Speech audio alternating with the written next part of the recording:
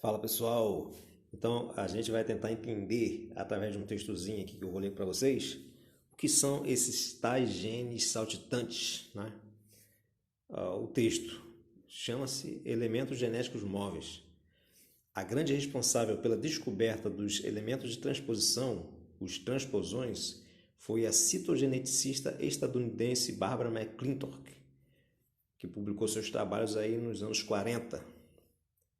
Uma mulher, e aí essa mulher muito inteligente, extraordinária, que chegou a ganhar sozinho o prêmio Nobel, né, de Fisiologia e Medicina, na década de 80, se não me engano.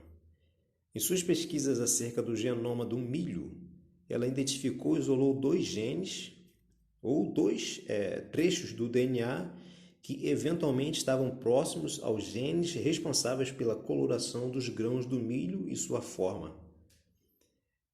Ela percebeu que esses elementos de controle que ela havia identificado isolado, né, se moviam e que, a depender da região do genoma onde esses trechos viriam a se inserir, né, atuam como fatores de ativação ou desativação dos genes propriamente responsáveis pela coloração dos grãos do milho e sua forma. É importante destacar, pessoal, que ela foi capaz de identificar no genoma do milho, né, o centrômero e uma região ali com uma certa deformidade, um nódulo, vamos dizer assim, né? E ela foi capaz também de identificar dois pedaços desse DNA do cromossomo do milho, né, que se moviam ao longo do DNA do milho, né? Então, os grãos de milho apresentam um padrão de coloração que variava de acordo com a atividade ou posição desses elementos saltitantes, né? A depender do local onde viam a se inserir esses trechos do DNA que se moviam, né? Ele saía de um lugar e dependendo do lugar onde ele viesse a se inserir, isso aí tinha como correspondência fenótipos diferentes com relação à cor e forma dos grãos de milho, né? Que é uma coisa bem interessante. Na época, assim, ela foi muito desacreditada e o pessoal achava que o que ela dizia com suas pesquisas era uma grande bobagem, né? Mas mulher bem à frente do seu tempo nesse sentido aí, ó. Então, ela chamou esses trechos do DNA que se moviam ao longo do cromossomo de elementos transponíveis, né, pessoal? Então, são esses os tais elementos transponíveis, né? Então, os elementos de transposição são, então, DNA, segmentos de DNA capazes de se mover de um local para o outro no cromossomo, de um cromossomo para o outro, mesmo de um genoma de uma espécie para outra, funcionando aí como uma espécie de vírus, né? Retrovírus. Os transposões podem ser responsáveis por provocar desordem celular, como câncer, por exemplo, além também de outras doenças. Mas eles também podem ter sido fundamentais na variabilidade genética entre as espécies. No caso do milho, por exemplo, ele é responsável pelos diversos fenótipos de milho, né, com relação à coloração e forma das sementes, textura e enfim. Há elementos genéticos móveis de dois tipos: os transposões, né, que funcionam como um mecanismo de recortar colar, sendo a informação movida de um lugar para o outro. Aí a gente tem uma transposição não replicativa, né? O genoma ele sai o transposon ele sai de um lugar e vai para o outro. E há também os retrotransposões, que funcionam como um mecanismo de copiar colar, que é uma transposição replicativa. Estes são responsáveis por boa parte dos trechos repetitivos presentes em muitos genomas. Então, os retrotransposões eles fazem cópias dele mesmo, né? E ele manda uma cópia para uma outra região do genoma, enquanto que o original permanece no mesmo local, vamos dizer assim, né? No caso dos retrotransposões, esses que são capazes de fazer cópia de si mesmo, né? A cópia do DNA é feita a partir de um transcrito de RNA. O retrotransposões dá origem a uma fita de RNA, que esse RNA mensageiro, a partir dele, há síntese de enzimas. Esse RNA tem informação para se codificar a transcriptase reversa e a endonuclease, que são enzimas de restrição, né? Essa endonuclease, já ligada ao RNA mensageiro, irá clivar o DNA-alvo. No local, o DNA-alvo é aquela região onde esse transposon irá se inserir, né? Depois o RNA irá se ligar ao DNA-alvo no local que sofreu a inserção, a partir com a ajuda aí dessa endonuclease, né?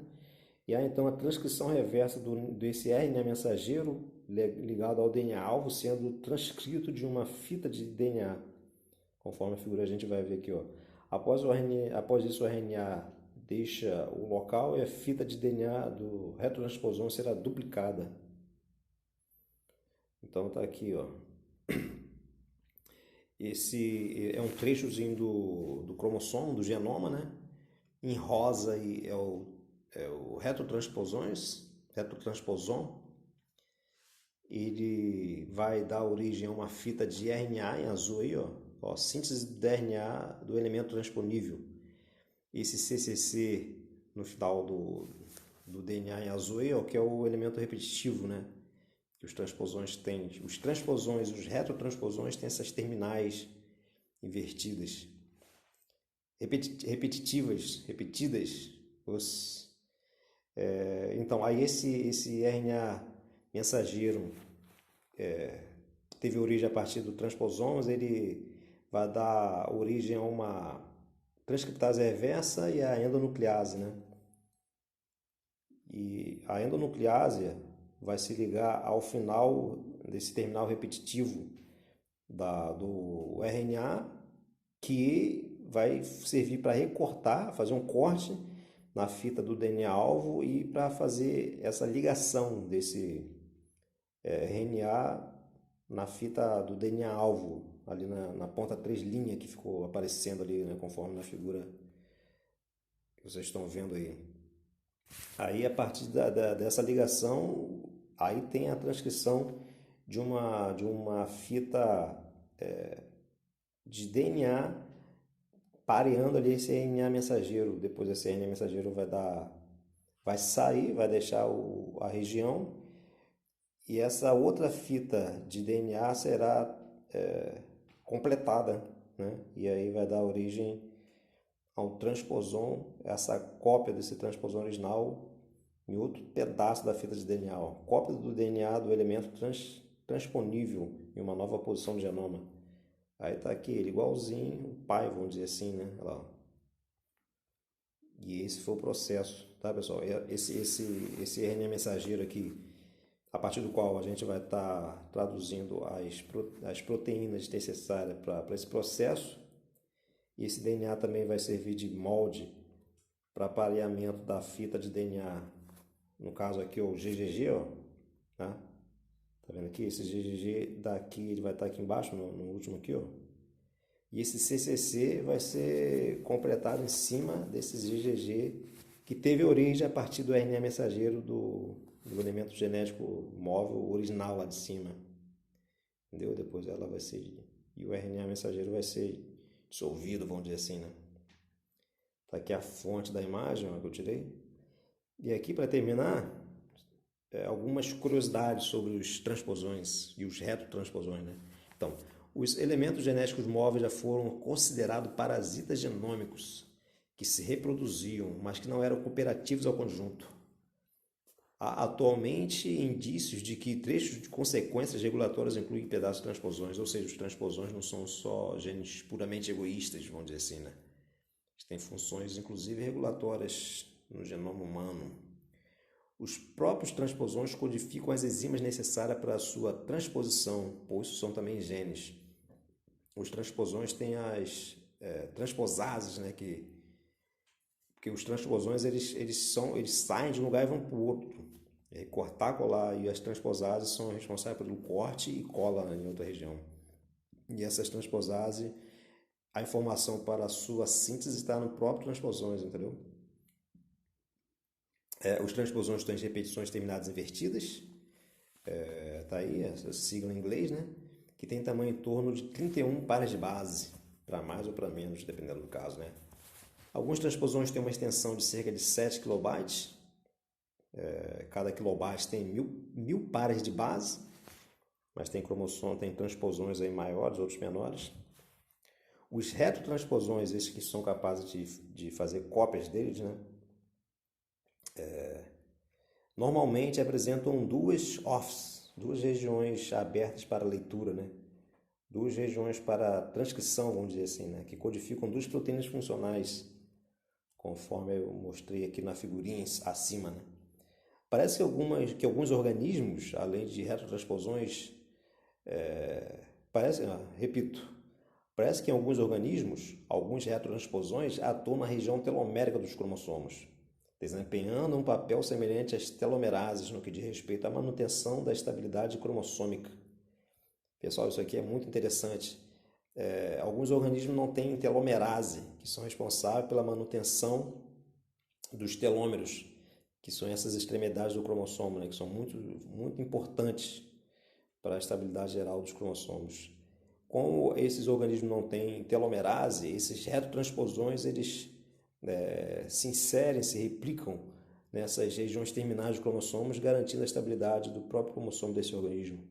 Então tem uma função aí positiva, né? Então, aí já outros elementos de transposição que se inserem em sítio específico de cadeia de DNA.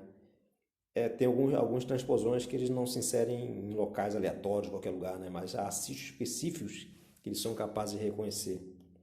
As transposases não são capazes de fazer o corte em qualquer posição, entendeu? Como se a tesoura ficasse cega e ela fosse capaz de cortar apenas alguns trechos. E inserir essas transposões nesses trechos específicos. Então, a transposase consiste de dois domínios. Um N-terminal, que é o de domínio de ligação dessas sequências terminais repetitivas, né? E o domínio catalítico da região C-terminal. Uma de ligar e uma de cortar, né? E por fim, pessoal, estima-se que cerca de 45% do nosso genoma são elementos transponíveis. Ou seja, uma proporção muito grande de todo o nosso DNA são desses elementos transponíveis que são capazes de mudar de lugar. Mas a maioria deles estão inativos, né? Sofreram algum tipo de mutação lá e perderam a capacidade de se mover ao longo do genoma. Mas que provavelmente desempenham funções fundamentais no nosso genoma. Então, pessoal, vocês estão vendo aí que o modo como funciona a informação genética é um troço muito extraordinário, né? E complexo demais. Mas é isso aí. Se gostou, dê o like, se inscreve e tamo junto.